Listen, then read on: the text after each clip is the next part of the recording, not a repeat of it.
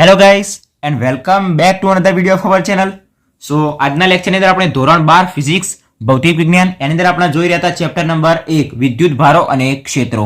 આજનો આપણો ક્વેશ્ચન છે થિયરી છે કુલમ્બનો નિયમ અને એનું સદિશ સ્વરૂપ. આના પહેલાના લેક્ચરની અંદર આપણે એનું અદિશ સ્વરૂપ કમ્પ્લીટ કર્યું હતું. વિડીયો જોવો હોય તો ડિસ્ક્રિપ્શન બોક્સમાં લિંક મળી જશે. આજનો આપણો ક્વેશ્ચન શું છે તો કે કુલમ્બનો નિયમ પણ એનું સદિશ સ્વરૂપ. 3 થી 4 માર્ક્સની અંદર ક્વેશ્ચન જે થિયરી રહી એ પૂછાઈ શકે એક્ઝામની અંદર, બરાબર, બોર્ડની એક્ઝામની અંદર પણ. એકદમ સિમ્પલ અને સરળ થિયરી છે. ખાલી વિડીયોને ધ્યાનપૂર્વક અંત સુધી જોઈ જજો, કમ્પ્લીટ તમને આવડી જશે એ મારી ગેરંટી છે. પણ આપણે થોડુંક ધ્યાન રાખવું પડશે, બરાબર. તો સદિશ સ્વરૂપ મતલબ એની અંદર શું આવશે? બધું સદિશનું જ આવશે, કશું ચિંતા કરવાની જરૂર નથી. પહેલા નંબરની અંદર આપણે શું કરીશું? એની આકૃતિ દોરીશું. આકૃતિ પરથી શું કરીશું? F12 શોધીશું, F21 શોધીશું.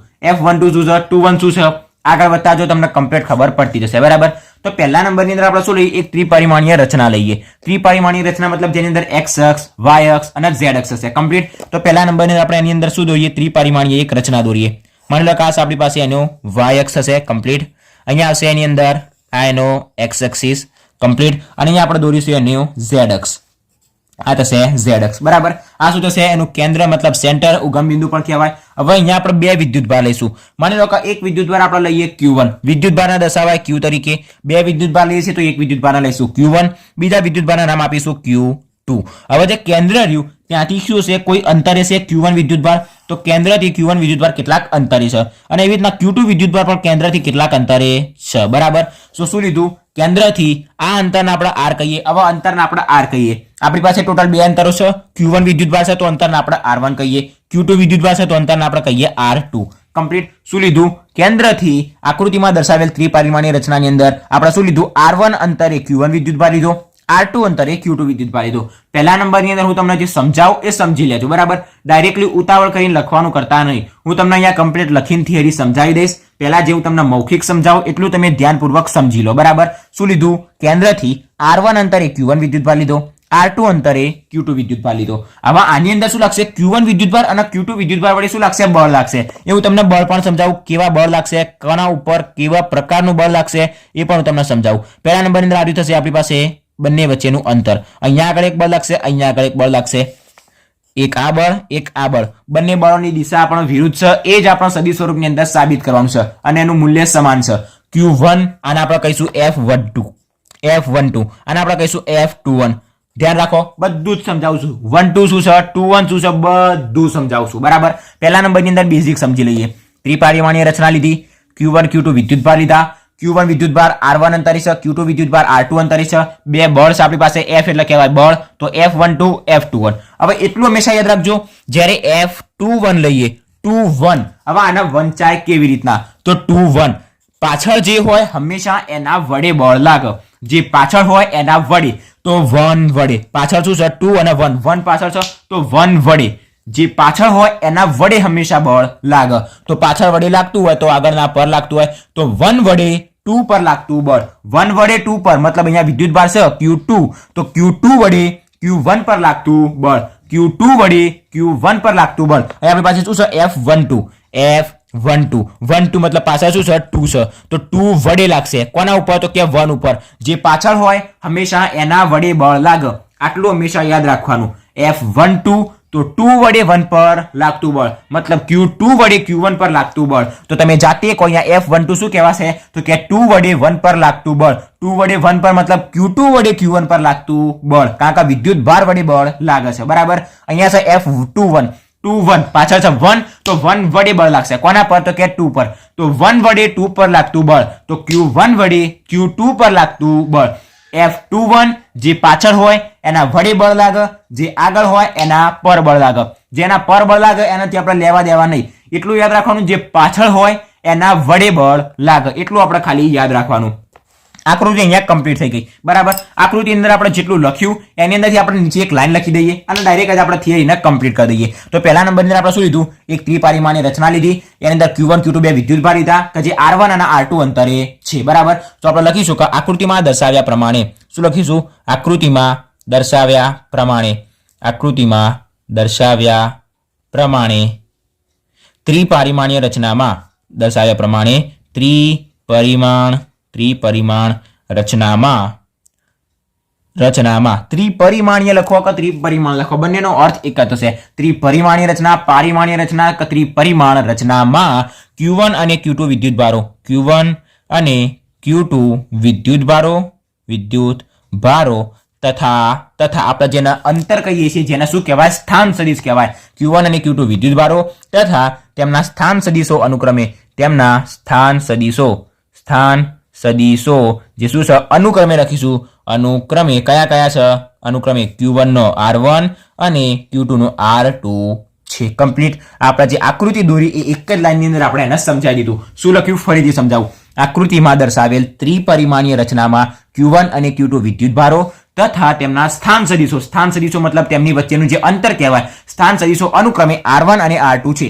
અનુક્રમે મતલબ Q1 અને Q2 છે તો અંતર R1 અને R2 અનુક્રમે થશે. Q1 નું R1, Q2 નું R2. કમ્પ્લીટ.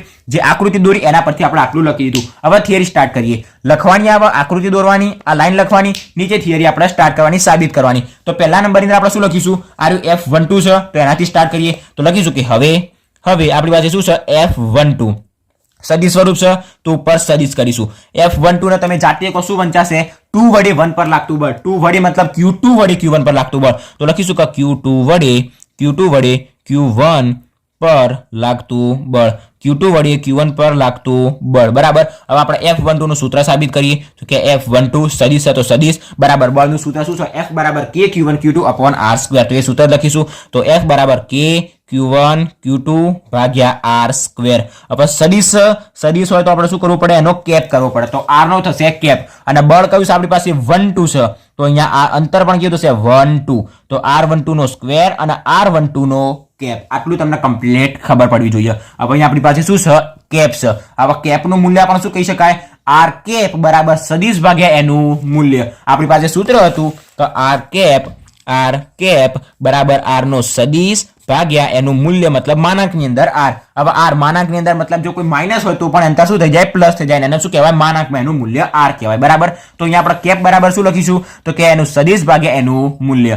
તો તેથી આપણે શું લખીશું? F12 એમના એમ સદિશ સ્વરૂપમાં K Q1 Q2 ભાગ્યા R12 સ્ક્વેર એમના એમ ઇન્ટુ R12 કેપની જગ્યાએ લખીશું R12 સદિશ ભાગ્યા એનું મૂલ્યને આપણે માનાંકમાં લખો તો પણ ચાલે, ના લખો તો પણ ચાલે. શા કારણે આપણે લખ્યું? તો બાજુની અંદર કારણ કરીને લખી દઈશું કે જ્યાં R12 કેપ બરાબર શું લખી શકાય? R12 નો સદિશ ભાગ્યા R12 એનું મૂલ્ય. કમ્પ્લીટ. આ કારણ કરીને આટલું દર્શાવી દેવાનું કે જે કેપ હતું એનું સૂત્ર શું થાય? સદિશ ભાગ્યા એનું મૂલ્ય. બરાબર. હવે તમે જોઈ શકો છો અહીંયા R12 નો સ્ક્વેર અને નીચે R12. તો R12 નો સ્ક્વેર અને R12 એટલે શું થઈ જશે? R12 નો ઘન મતલબ એનો ક્યુબ. તો તેથી F12 એનો સદિશ બરાબર K એમના એમ Q1 Q2 એમના એમ ભાગ્યા અહીંયા શું થઈ જશે?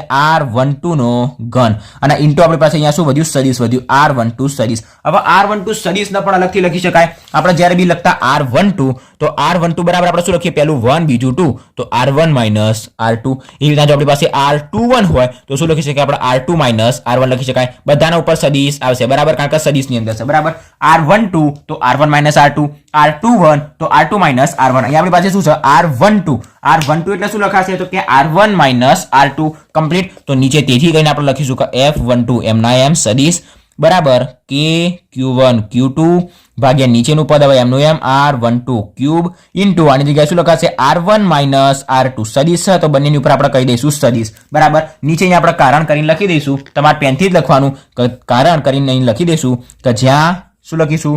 જ્યાં R12 સદિશ બરાબર R1 માઇનસ R2 બંનેનો સદિશ. કમ્પ્લીટ. કૌંસ કરીને આટલું લખી દેવાનું એટલે આપણને ખબર પડે કે કોના પરથી આપણે આરી કિંમત લાયા. બરાબર. તો આના આપણે આપી દઈએ સમીકરણ નંબર 1. આપણને કોની કિંમત મળી ગઈ? 2 વડે 1 પર લાગતું બળ મતલબ Q2 વડે Q1 પર લાગતું બળ એનું આપણને સૂત્ર મળી ગયું. સૂત્ર ખાલી હાલ તમે એક જગ્યાએ લખી દો. સૂત્ર ખાલી આપણને યાદ હોવું જોઈએ. હવે આપણે શું લઈએ? જેમ F12 લીધું એ રીતના F આપણે 21 લઈએ અને એના પછી આપણી થિયરી શું થઈ જશે? કમ્પ્લીટ થઈ ગઈ. તો F12 કમ્પ્લીટ થઈ ગયો. નેક્સ્ટ આપણે શું જોઈએ? F21 મતલબ Q1 વડે Q2 પર લાગતું બળ. સો આપણે લખીશું કે હવે શું લખીશું? આગળ F12 હતું તો આપણે લખીશું F21 એટલે 1 વડે 2 પર લાગતું બળ તો Q1 વડે Q2 પર લાગતું બળ. કમ્પ્લીટ. આટલા સુધી લાગતું બળ. હવે સૂત્ર લખીને આગળ જે સૂત્ર સાબિત કર્યું એવું અહીંયા સાબિત કરીશું. તો તેથી F21 બરાબર બળનું સૂત્ર તો એ જ આવશે કે Q1 Q2 upon R square અને એનો આવશે અહીંયા કેપ. હવે અહીંયા R21 F21 છે તો R પણ શું હશે 21 અને R21, તો તેથી F21 નો સદિશ બરાબર શું થશે. હવે અહીંયા આપણે કૌંસ કરીને લખવાની જરૂર નથી, કારણ કે આપણે આગળ એવું બતાવી દીધું કે જે કેપ રહ્યો એના બરાબર શું થશે સદિશ ભાગ્યા એનું મૂલ્ય. તો કે Q1 Q2 ભાગ્યા R21 એનો સ્ક્વેર ઇન્ટુ આની જગ્યાએ શું લખાશે R21 સદિશ ભાગ્યા એનું મૂલ્ય મતલબ R21. તો તેથી શું થશે F21 એમના એમ બરાબર કે Q1 Q2 ભાગ્યા નીચેનાનો શું થઈ જશે R21 નો થઈ જશે અહીંયા ઘન ઇન્ટુ R21 સદિશ એમના એમ. તો તેથી હવે આપણે R21 ની કિંમત મૂકીએ. R12 એટલે R1 માઇનસ R2, તો R21 એટલે R2 માઇનસ R1. તો F21 બરાબર આપણને શું મળશે કે Q1 Q2 ભાગ્યા R21 એનો ઘન ઇન્ટુ R21 એટલે R2 માઇનસ R1 કમ્પ્લીટ. આ સદિશ અને આ પણ સદિશ કમ્પ્લીટ. આપણને આગળ અહીંયા શું મળ્યું જે 2 માઇનસ 1 છે અને અહીંયા 2 1 છે એની જગ્યાએ આપણને આગળ શું મળ્યું 1 2 મળ્યું હતું અને R1 માઇનસ R2 મળ્યું હતું. તો હવે આપણે શું કરીએ, બધાને જો માઇનસ વડે આપણે ગુણી દઈએ તો બધાના ચિહ્નો ચેન્જ થઈ જાય. તો તેથી શું કરીશું F21 એમના એમ બરાબર જો આપણે માઇનસ વડે ગુણી દઈએ તો જોઈ લો કે Q1 Q2 માં તો કોઈ ફરક નહીં પડે, એમના એમ જ રહેશે. અને નીચે શું આપણી પાસે R21 ક્યુબ રહ્યો એટલે જગ્યાએ શું થઈ જશે R12 થઈ જશે. R21 નું શું થઈ જશે R12 થઈ જશે અને એનો ઘન તો એમના એમ જ હશે. અહીં આપણી પાસે R2 માઇનસ R1 છે તો R1 માઇનસ R2 થઈ જશે. આટલું જ ફરક છે. માઇનસ વડે ગુણીશું તો R2 માઇનસ R1 નું R1 માઇનસ R2 થઈ જશે અને R21 ની જગ્યાએ R12 થઈ જશે અને એનો ઘન એમના એમ રહેશે. બરાબર. હવે આના આપણે આપી દઈએ સમીકરણ નંબર 2. તમે સમીકરણ નંબર 1 જુઓ, સમીકરણ નંબર 2 જુઓ. આની વેલ્યુ શું છે આપણી પાસે કે Q1 Q2 ભાગ્યા R12 ઘન R1 માઇનસ R2. અહીંયા આપણને શું મળ્યું કે Q1 Q2 ભાગ્યા R12 ઘન R1 માઇનસ R2.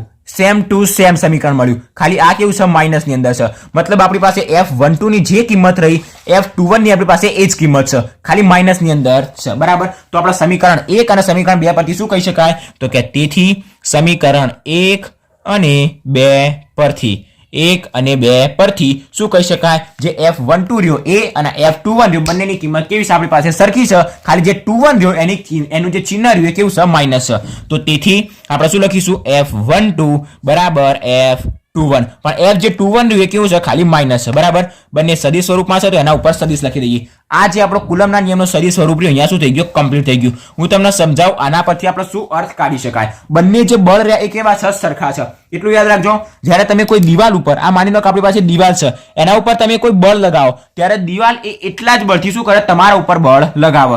તમે જેટલું બળ દિવાલ ઉપર લગાવો એટલું જ બળ દિવાલ તમારા ઉપર લગાવો. બરાબર. જો તમે બળ લગાવતા હોય દિવાલ બળ ના લગાવો તો દિવાલ તૂટી નીચે પડી જાય. બરાબર. એટલું આપણે ખાલી યાદ રાખવાનું. મતલબ શું કહી શકાય જે F12 જે બળ રહ્યું એ અને F21 બળ રહ્યું એ બંનેના મૂલ્ય કેવા છે સમાન છે.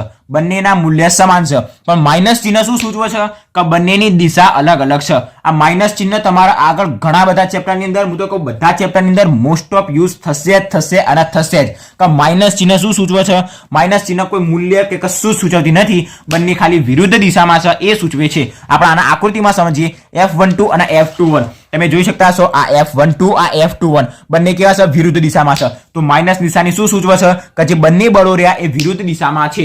બંનેના મૂલ્યો એક સરખા છે પરંતુ બંને વિરુદ્ધ દિશામાં છે. કમ્પ્લીટ. આના પરથી આપણે એટલો અર્થ કાઢી શકાય. હવે આપણને યાદ છે ન્યૂટનની ગતિનો ત્રીજો નિયમ કે આઘાત અને પ્રત્યાઘાત સમાન મૂલ્યના હોય. આઘાત અને પ્રત્યાઘાત પરસ્પર સમાન મૂલ્યના પરંતુ પરસ્પર વિરુદ્ધ દિશામાં હોય છે. ફરીથી એક વખત કહું, આઘાત અને પ્રત્યાઘાત સમાન મૂલ્યના પરંતુ પરસ્પર વિરુદ્ધ દિશામાં હોય છે. મતલબ બંને જે રહ્યા એના મૂલ્યો કેવા હશે સમાન હશે, મૂલ્યો સમાન હશે પણ દિશા કેવી હશે વિરુદ્ધ હશે. કમ્પ્લીટ. તમે દિવાલ ઉપર 50 ન્યૂટનનું યામ બળ મારો, બળ લગાવો તો દિવાલ 50 ન્યૂટનનું જ બળ તમારી તરફ આવવા દે. મતલબ દિવાલ પડી જતી નથી. જો તમે બળ લગાવો દિવાલ બળ ના લગાવો તો દિવાલ પડી જાય. બરાબર. એટલે તમે જેટલું બળ દિવાલ ઉપર લગાવો દિવાલ એટલું જ બળ તમારા ઉપર લગાવો છો. બરાબર. એટલે દિવાલ હલતી નથી. તો F12 બરાબર F21 એના પરથી આપણે કહી શકાય કે કુલમના નિયમનું જે સદિશ સ્વરૂપ રહ્યું એ ન્યૂટનની ગતિના ત્રીજા નિયમનું પાલન કરે છે. કયો છે ત્રીજો નિયમ? આઘાત અને પ્રત્યાઘાત બંને સમાન મૂલ્યના પરંતુ વિરુદ્ધ દિશામાં હોય છે. બંને બળની કિંમત સમાન છે પરંતુ એમની જે દિશા રહી એ કેવી છે વિરુદ્ધ છે. એક આ બાજુ જાય છે જ્યારે એક આ બાજુ જાય છે. આપણે જોઈ શકીએ એક બળ આ બાજુ એક બળ આ બાજુ, બંનેની કિંમત કેવી છે? સરખી છે. F12 બરાબર F21, પરંતુ બંનેની દિશા અલગ અલગ છે. જો તમને MCQ ની અંદર પૂછાય કે કુલમના નિયમની સદિશ સ્વરૂપની અંદર માઇનસ નિશાની શું સૂચવે છે, તો કે બંને વિરુદ્ધ દિશામાં છે. એ શું સૂચવે છે? એની દિશા સૂચવે છે. બંનેની દિશા સૂચવે છે કે જે દિશા કેવી છે? વિરુદ્ધ દિશામાં છે. કમ્પ્લીટ. તો નીચે આપણે એક લાઈન લખી દેવાની કે તેથી આપણે કહી શકાય કે તેથી કુલમના નિયમનું સદિશ સ્વરૂપ, કુલમના નિયમનું સદિશ સ્વરૂપ, કુલમના નિયમનું સદિશ સ્વરૂપ એ ન્યૂટનની ગતિના ત્રીજા નિયમનું પાલન કરે છે. ન્યૂટનની ગતિના ત્રીજા નિયમનું પાલન કરે છે. આટલું આપણને ખબર હોવી જોઈએ. એટલે આપણો જે કુલમના નિયમનું સદિશ સ્વરૂપ અહીંયા શું થઈ ગયો? કમ્પ્લીટ થઈ ગયો. ફરીથી એક વખત હું તમને આખો સમજાવી દઉં. પહેલા નંબરની અંદર આપણે શું કર્યું? આકૃતિ દોરી એના પરથી એક લાઈન લખી. F12 બળ લીધું, F21 બળ લીધું. બંનેની કિંમત આપણને એક સરખી જ મળશે, પણ આ કેવી મળશે? માઇનસમાં મળશે. એટલે આપણે કહી શકાય F12 અને F21 બંને કેવા છે? સરખા છે, પરંતુ એક પ્લસ અને એક માઇનસ છે. પ્લસ માઇનસથી આપણે લેવા દેવા નથી. બંનેના મૂલ્યો સમાન છે, પણ માઇનસ નિશાની શું સૂચવે છે? દિશા સૂચવે છે કે બંને પરસ્પર વિરુદ્ધ દિશામાં છે. બરાબર. તો આપણે કહી શકાય કે ન્યૂટનની જે કુલમના નિયમનું જે સદિશ સ્વરૂપ છે એ ન્યૂટનની ગતિના ત્રીજા નિયમનું પાલન કરે છે. મતલબ આઘાત અને પ્રત્યાઘાત પરસ્પર સમાન મૂલ્યના, પરંતુ વિરુદ્ધ દિશામાં હોય છે. જેટલું બળ પહેલું હશે એટલું જ બળ બીજું હશે, પણ બંને કેવા હશે? વિરુદ્ધ દિશામાં હશે. કમ્પ્લીટ. બંને વિરુદ્ધ દિશામાં હશે. આપણે અહીંયા જોઈ શકીએ બંનેનું મૂલ્ય સમાન હશે, પણ બંને વિરુદ્ધ દિશામાં હશે. તો આપણો સદિશ સ્વરૂપ અહીંયા શું થઈ ગયો? કમ્પ્લીટ થઈ ગયો. મેં તમને A to Z કમ્પ્લીટ માહિતી સાથે તમને કમ્પ્લીટ સમજાવી દીધું. બરાબર. આને તમને કોઈ પણ પ્રકારનો ડાઉટ નહીં હોય એવી હું આશા રાખું છું. કોઈ પણ પ્રકારનો જો હજી પણ ડાઉટ રહી જતું હોય તો કમેન્ટ બોક્સમાં જણાવી દેજો, હું તમને તરત જ જવાબ આપી દઈશ. તો આપણા કુલમના નિયમનું સદિશ સ્વરૂપ અહીંયા કમ્પ્લીટ થઈ ગયું. આજના લેક્ચરમાં આપણે અહીંયા સુધી રાખીએ. આશા રાખું છું કે તમને કમ્પ્લીટ એક સ્ટેપની અંદર કમ્પ્લીટ ખબર પડી ગઈ છે. આપણે જે રીતના અહીંયા લખ્યું, આકૃતિ દોરી, આ લાઈન લખી, F12 નું સૂત્ર સાબિત કર્યું, એના પછી F21 નું સૂત્ર સાબિત કર્યું. આવી રીતના પ્રોપર મેથડથી એક્ઝામ અંદર લખશો, અડધો કટકો પૂર્ણો ટીમ્પુ પણ માર્ક્સ કોઈ નહીં કાપી શકે. બરાબર. એટલી રીતના આપણે કમ્પ્લીટ અને સ્વચ્છ રીતના મેથડથી લખેલું છે. બરાબર. કોઈની તાકાત નથી આની અંદર અડધાનો અડધો કે એનો અડધો માર્ક્સ કાપી શકે. બરાબર. તો આપણો કુલમનો નિયમ અહીંયા કમ્પ્લીટ થઈ ગયો. આજના લેક્ચરમાં અહીંયા સુધી. આશા રાખું છું કે તમને કમ્પ્લીટ ખબર પડી ગઈ છે. કોઈ પણ પ્રકારનો ડાઉટ હોય તો કમેન્ટ બોક્સમાં જણાવી દેજો, હું તમને તરત જ જવાબ આપી દઈશ. વિડીયો ગમ્યો હોય તો વિડીયોને લાઈક અને શેર જરૂરથી કરજો, અને જો ચેનલ પર નવા હોય તો ચેનલને સબસ્ક્રાઇબ પણ જરૂરથી કરી દેજો. સો થેન્ક્સ ફોર વોચિંગ ગાઈસ.